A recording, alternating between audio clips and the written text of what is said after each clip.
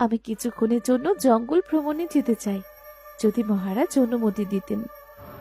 ঠিক আছে, যাও রানী, তবে সাবধান, জঙ্গলে অনেক পোকামাকড় আছে। যত তাড়াতাড়ি পারো পূর্ব দিকের ওই জঙ্গলে চলো। আমাকে মন্ত্রমাতার ঘর থেকে কিছুটা দূরে নামতে হবে, যাতে এই গাড়ি চালক কিছুই বুঝতে না পারেন। তুমি এখানেই আমার জন্য অপেক্ষা করো, আমার ফিরতে একটু দেরি হতে পারে। সত্যি বলছেন? সত্যি বলছেন মাতা আপনি? আর এই ওষুধটা, এটা কি করব?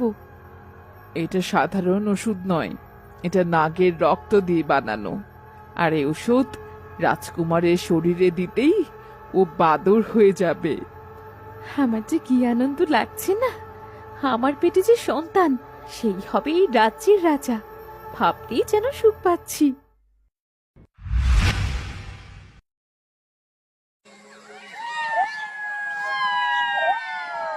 এই গাড়ি চালক, এমন নাক ডেকে কেউ ঘুমায়? তাড়াতাড়ি ওঠ বলছি, নইলে মহারাজকে বলে তোকে শুলে চড়াবো। কে কে কে কে কে কে? ওমা, রানীমা, আপনি ক্ষমা করবেন, আসলে কখন যে চোটটা লেগে গেল বুঝতেই পারিনি। তোর এত বড় দায়িত্ব, আর তুই কিনা এখানে বসে ঘুমোচ্ছিস? না না রানীমা, আর কখনো হবে না, আমার ভুল হয়েছে রানীমা, আপনি দয়া করে মহারাজকে কিচ্ছু বলবেন না রানীমা। এখন এখন ভয় পাচ্ছিস?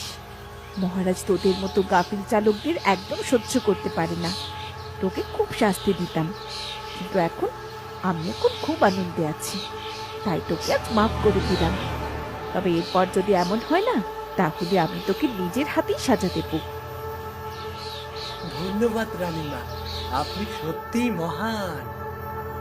এখন চল, প্রাসাদে তাড়াতাড়ি নিয়ে যা, মহারাজ হয়তো এখন অপেক্ষা করছেন।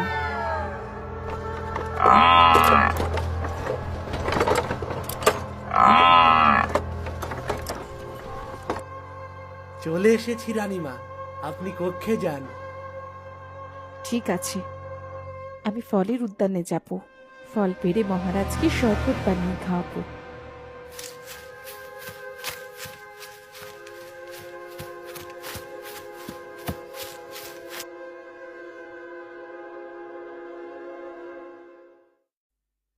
আমাদের উদ্যানের সেরা ফলগুলো পেড়ে এনেছি, এই দিয়ে জুস বানিয়ে মহারাজকে খাওয়াবো। এরপর সবকিছুই সে করবে, আমাকে আর কিচ্ছু করতে হবে না।